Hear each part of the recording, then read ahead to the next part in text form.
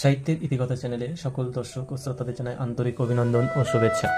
প্রিয় একাদশ শ্রেণীর ছাত্রছাত্রীরা, তোমরা যেহেতু নতুন পাঠ্যক্রম অনুসারে এই প্রথম সেমিস্টার ওয়ানে পরীক্ষা দেবে, সেখানে এমসিকিউ প্রশ্ন আসবে 1 নম্বরের প্রথম সেমিস্টারটা।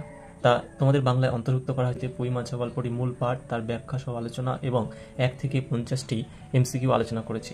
আজকে সেই 50টির পর থেকে 51 থেকে 100টি প্রশ্নোত্তর আলোচনা করব। 51 নম্বর প্রশ্ন, পিতা পুত্রী কোথা থেকে বাহির হয়ে গেল? উত্তর, সম্মুখের দরজা দিয়ে। 52, মুখুজ্জে বাড়ির ছোট খুকির নাম কি? উত্তর, দুর্গা। 53, দুর্গা আসিয়া কি বলেছিল?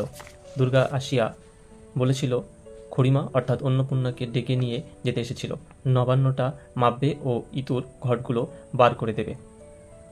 54, দুর্গা আসার আগে অন্নপূর্ণা কি করছিল?